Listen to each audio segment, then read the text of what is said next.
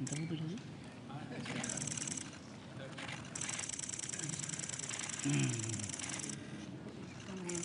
Sí, lo de Carlos, sí.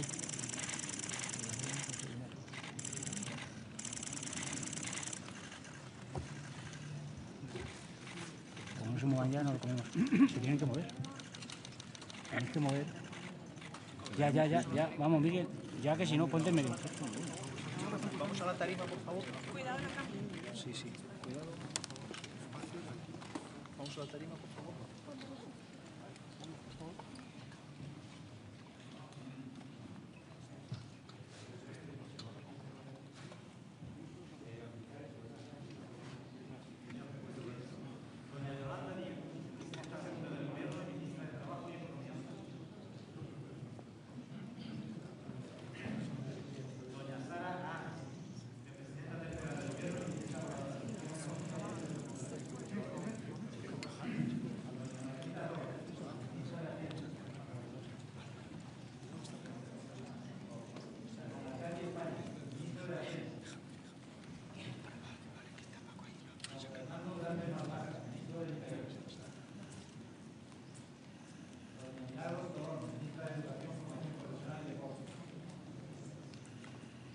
Ministro de Agricultura, Pesca y Alimentación.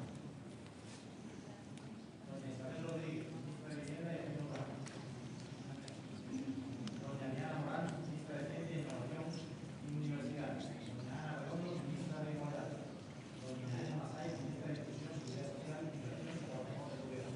Don Oscar López, ministro para la Transformación Digital y la Función Pública. Don Salvador Villa, presidente de la Generalitat de Cataluña. Don Alfonso Rueda, presidente de la Junta de Galicia.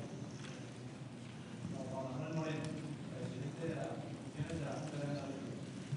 Doña María José Sáenz de Uroa, presidenta de la Comunidad Autónoma de Cantabria. Don Adrián Palmón, presidente del Principado.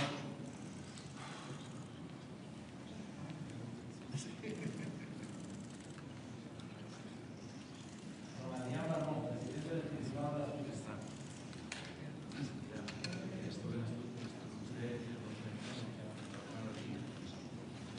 Don Gonzalo Capellán, presidente de la Comunidad Autónoma de La Rioja.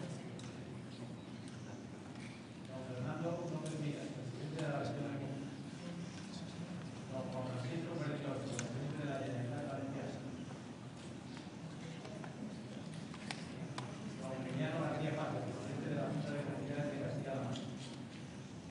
Don Fernando Clavijo, presidente de Canarias. Don José Antonio Azón, presidente de Aragón. Doña María Chivito, presidenta de la Comunidad Foral de Navarra.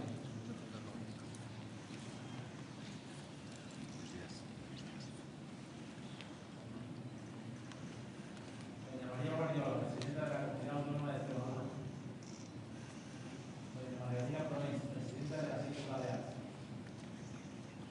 Don Alfonso Fernández Mañón, presidente en funciones de la Junta de Castilla y León. Don Juan Sergio Vivas, presidente de la ciudad de Ceuta. Don Juan José Imbroda, presidente de la ciudad de Lima.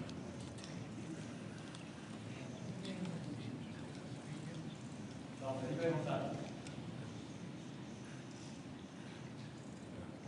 Don José María Aznar.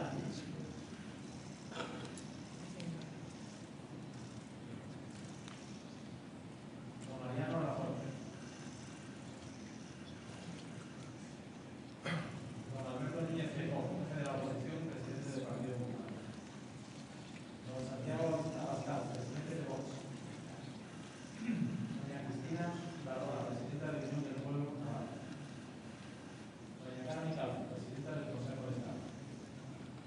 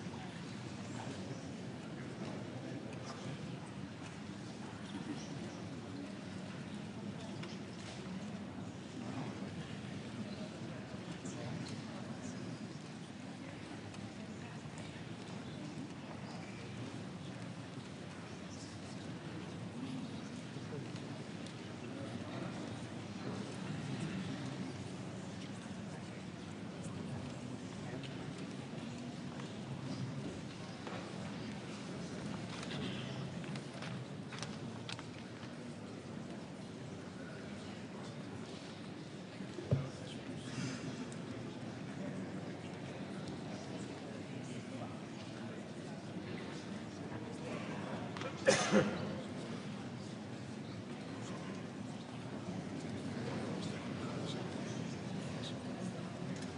Santidad el Papa y Sus Majestades los Reyes.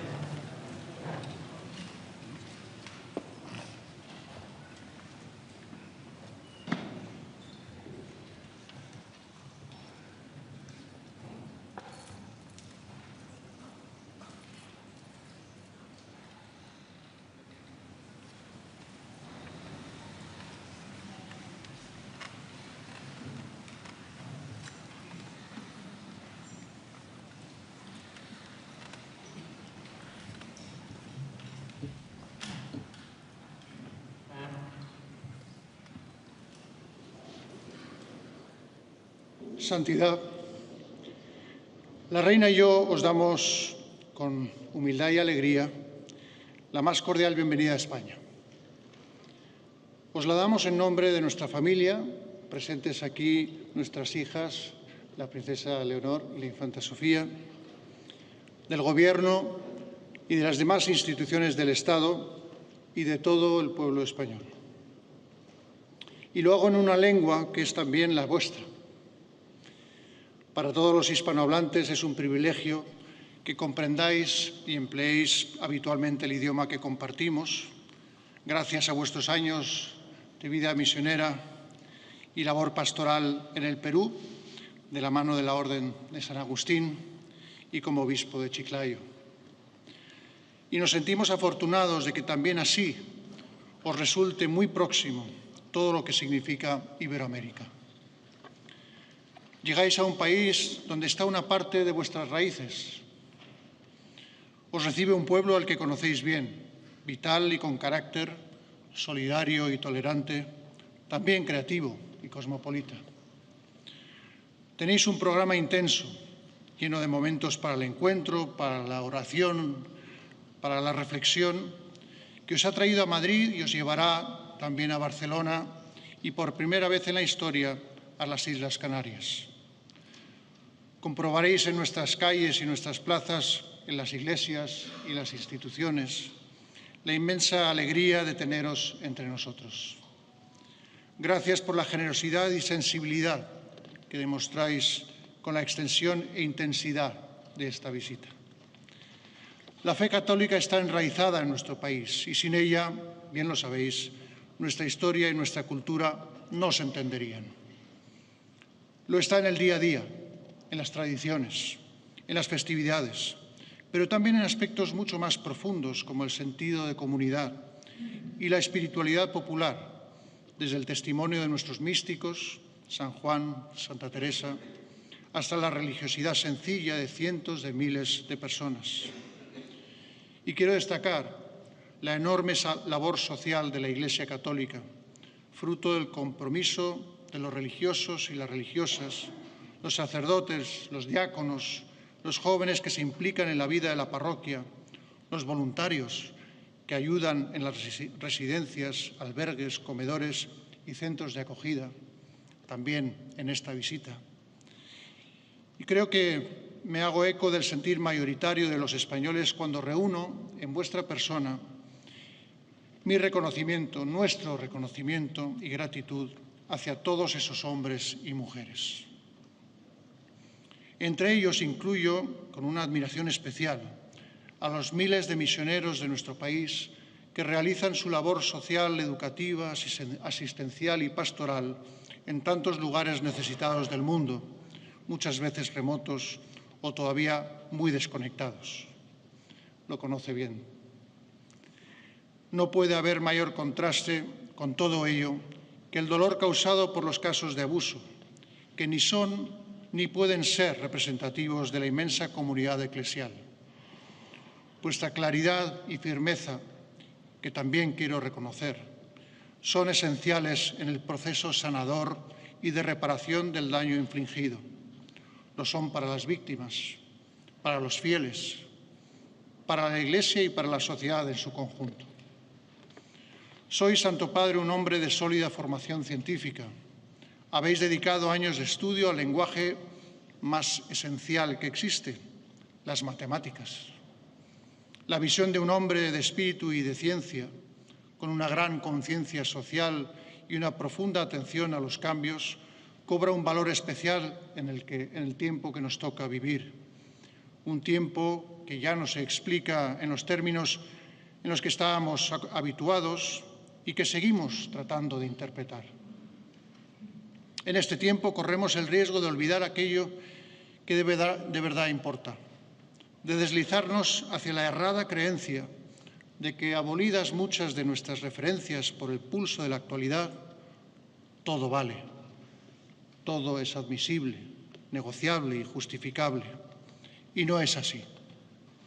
La dignidad de la persona, los derechos humanos, los valores democráticos y la legalidad internacional deben seguir siendo nuestros números primos, porque en ellos, en sus múltiples combinaciones, está la aritmética de la libertad, la igualdad y la justicia, la que suma y multiplica, no la que resta y divide. Vuestra voz, santidad, mana del Espíritu, de la fe cristiana, y se nutre de 20 siglos de historia. Es hoy fuente de inspiración para más de 1.400 millones de católicos, pero resuena por su contenido ético mucho más allá, en todas las conciencias. Esa voz tan nueva y tan antigua acaba de plasmarse en la primera encíclica de vuestro pontificado, que aborda, entre otros asuntos, los desafíos inherentes a la inteligencia artificial. Basta con leer el título Magnificat Humanitas para darse cuenta de que no la mueve una visión catastrofista, sino una mirada cargada de esperanza y de compromiso en el ser humano. Un texto humanista. Vuestras palabras nos instan a reemplazar el miedo, que es estéril y paralizante, por un conocimiento meditado y compartido del potencial y de los riesgos de esta nueva realidad. Y añadís que esa nueva tecnología no puede ser monopolio de unos pocos, sino un instrumento en manos de todos que beneficie a todas las sociedades. Y eso solo será posible si logramos mantener a la persona en el centro de cualquier discurso, jamás reemplazada, jamás subyugada o coaccionada por ningún algoritmo. Porque en un mundo anegado de datos y mensajes se hacen imprescindibles la empatía, la comprensión y la escucha. Vuestro predecesor, el Papa Francisco, insistía a menudo en la importancia de saber escuchar. Es paradójico que en un tiempo de interconexiones estemos perdiendo esa capacidad o esa paciencia. Porque cuando la atención está en el otro, en quien tenemos enfrente, podemos identificarnos con su dolor, con su alegría, con sus debilidades y fortalezas. Podemos ponernos en su lugar. Solo si aprendemos a comprender las razones de los demás, a buscar el terreno común o de acuerdo, lograremos avanzar unidos. Recuerdo que desde la logia de las bendiciones, a los pocos minutos de salir del cónclave que os convirtió en sucesor de Pedro y obispo de Roma, lanzasteis al mundo una encendida defensa de la unidad. Ayudadnos, dijisteis, a construir puentes con el diálogo, con el encuentro, uniéndonos todos para ser un único pueblo, siempre en paz. La unidad como aspiración surge de la conciencia de nuestra fragilidad como individuos, de nuestra contingencia, de nuestras limitaciones, pero también de esa capacidad inagotable para el bien y la belleza que alcanza su cima cuando el ser humano ama al prójimo, cuando se abre y se entrega a los demás. Recordarlo siempre de palabra y de obra, y en especial en estos tiempos de incertidumbre, bien merece ser pauta de conducta universal. La unidad como vehículo e instrumento para la paz. De nuevo, santidad. Bienvenido a España.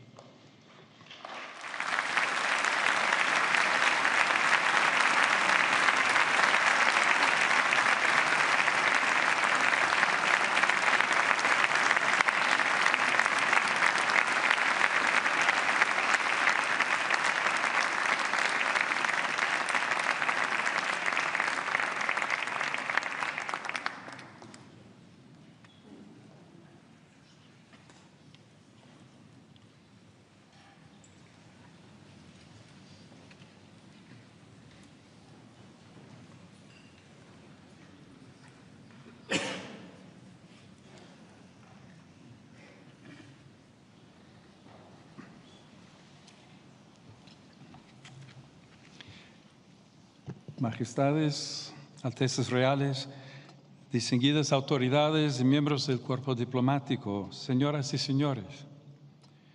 Doy gracias al Señor por este encuentro. Expreso mi agradecimiento por la invitación a realizar este viaje apostólico a España. Un itinerario en varias etapas, cada una de las cuales revelará algún aspecto de la riqueza multifacética de un gran país que desde hace casi 2 milenios ha acogido la palabra del Evangelio. La tradición siempre ha vinculado la primera evangelización de la península ibérica a la predicación del apóstol Santiago el Mayor. Este vínculo reviste una importancia teológica considerable, porque expresa la conciencia de la Iglesia local de estar en continuidad con la misión apostólica nacida en Pentecostés.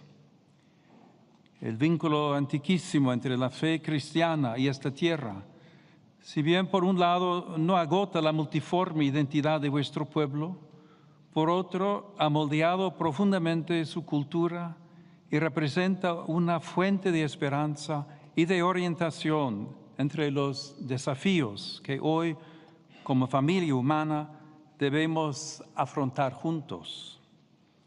Pienso en las expresiones de la fe popular, que en cada ciudad y pueblo representan una auténtica dramaturgia de la salvación al ritmo del año y en los diversos contextos de la vida. Junto con el patrimonio artístico y musical, con las múltiples confradías y asociaciones de carácter caritativo, dan testimonio del fecundo encuentro entre Jesucristo y vuestro pueblo. Es un pueblo lleno de pasión, que ama la vida y lo manifiesta.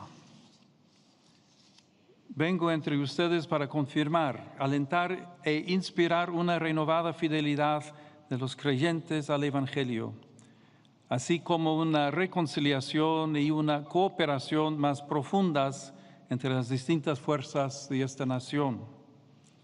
De hecho, su propia historia sugiere que no es la cultura del enfrentamiento, sino la del encuentro, la que genera estabilidad y prosperidad. El mensaje de paz, que en estos tiempos, por desgracia, resuena para algunos como ingenuo y para otros como provocador, encuentra acogida en quienes no se encierran en ideologías prefabricadas, sino que se abren a la verdad. Como nos ha enseñado el Papa Francisco, existe, en efecto, una tensión bipolar entre la idea y la realidad. La realidad simplemente es, la idea se elabora. Entre las dos se debe instaurar un diálogo constante, evitando que la idea termine separándose de la realidad. Es peligroso vivir en el reino de la sola palabra, de la imagen, del sofisma. De hecho, concluía, la realidad es superior a la idea. La verdad es siempre más grande que nosotros y por eso nos sorprende y nos atrae hacia caminos de purificación y reconciliación, en los que el diálogo con los demás y con el otro, con mayúscula, se vuelve fundamental. A este respecto, quisiera referirme a 2 figuras de este país que desde hace 5 siglos nutren la vida de la Iglesia y la búsqueda espiritual de muchos, incluso más allá de sus fronteras visibles. Se trata de Juan de la Cruz y Teresa de Ávila, que se hicieron amigos en la pasión por el misterio divino.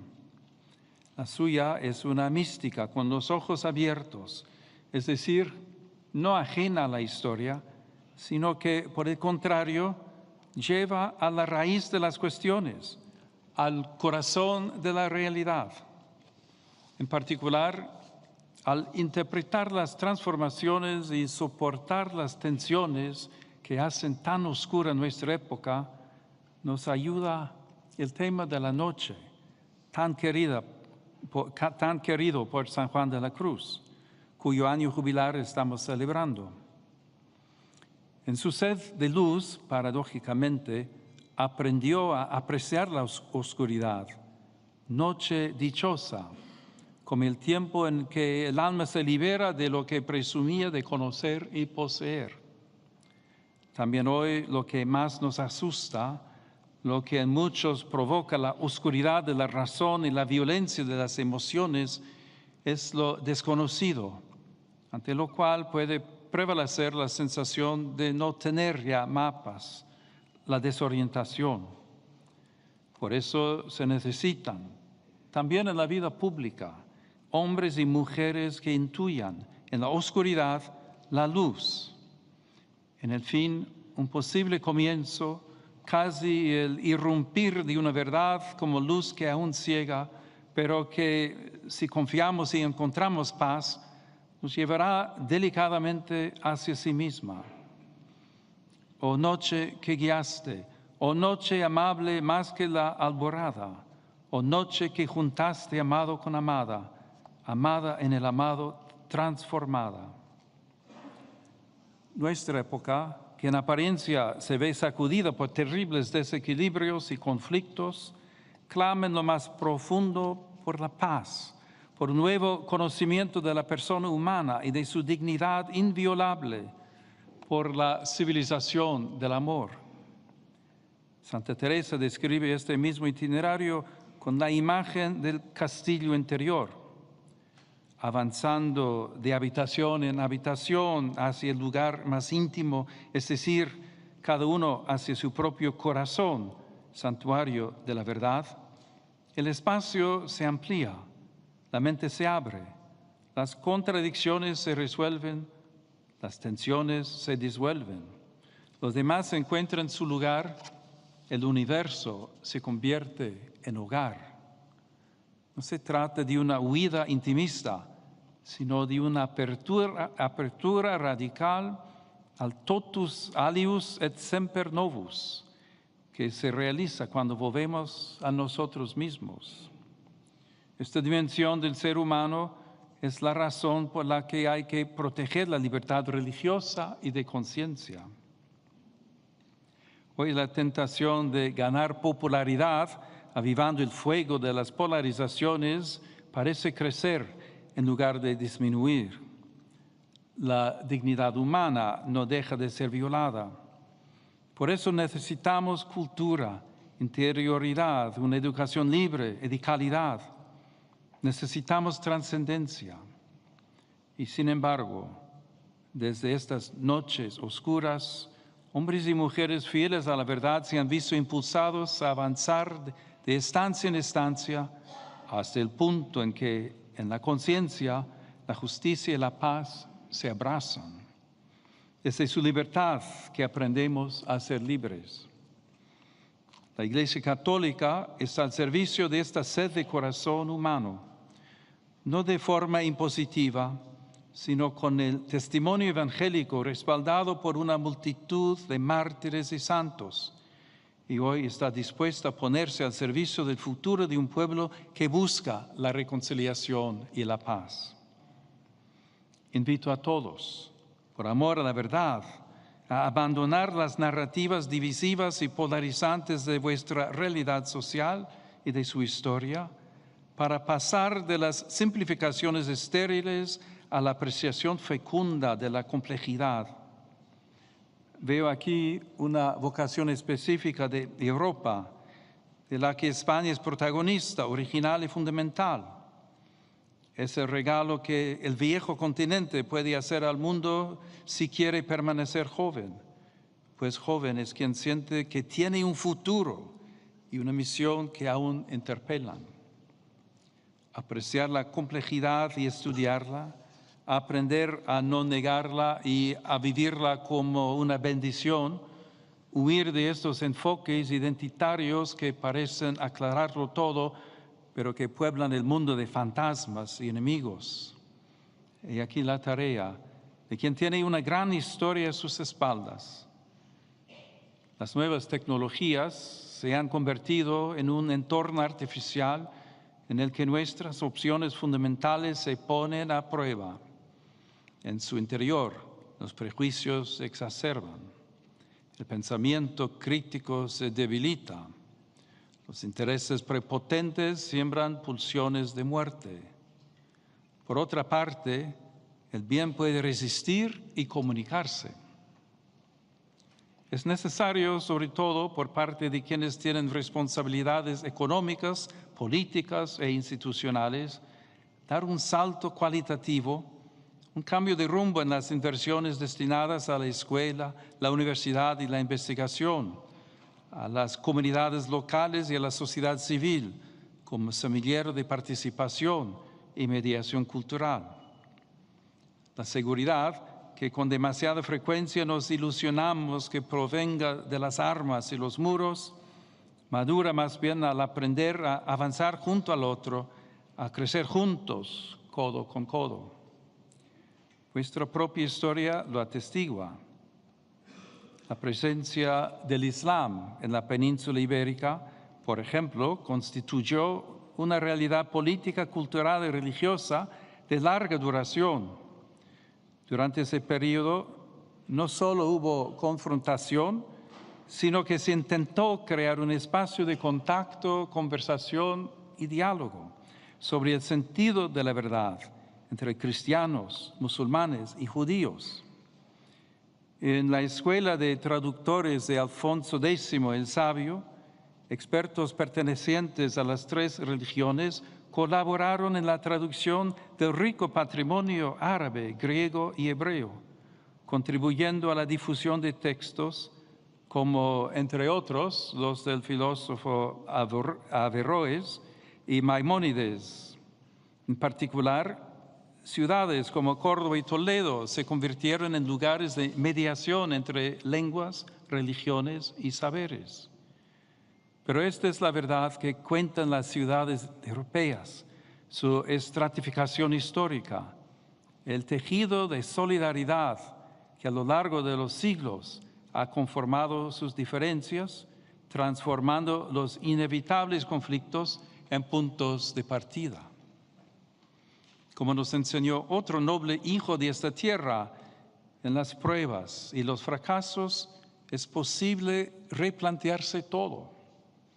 Ignacio de Loyola tuvo esta audacia, dando crédito a las desolaciones y consolaciones de su corazón, en un ejercicio de discernimiento e imaginación por el cual prefirió la paz a las armas y los santos a los poderosos. Comprendió que el bien al que se sentía atraído no era utópico y entonces su crisis se transformó en gracia. Lo mismo puede suceder con las novedades que nos inquietan hoy y sobre las que nuestras sensibilidades están divididas. Evitemos las palabras que humillan o enfrentan. Optemos por la claridad que ilumina y la franqueza que abre caminos. No bendigamos entusiasmos ingenuos ni alimentemos miedos estériles. Más bien, indiquemos criterios de discernimiento, la dignidad de la persona, el destino universal de los bienes, la opción por los pobres, el cuidado de la casa común, la paz. Y traduzcámoslos en prácticas, planificación responsable, evaluaciones del impacto humano y social, inclusión de los más frágiles, alfabetización digital, investigación e industria orientadas a la justicia y la paz. Majestades, altezas reales, señores y señores, expreso mi agradecimiento a vuestro país por su fidelidad al derecho internacional y al multilateralismo, que se traduce en un compromiso activo con la paz y la solidaridad entre los pueblos. Al mismo tiempo, animo a cultivar también en su interior el diálogo y la amistad social, a tener en cuenta las perspectivas de los pobres y los jóvenes al imaginar el futuro, a armonizar las demandas de autonomía y de unidad y a impulsar el proceso de unión europea no en oposición a otras potencias, sino como un don para toda la familia humana. Que Dios bendiga a España.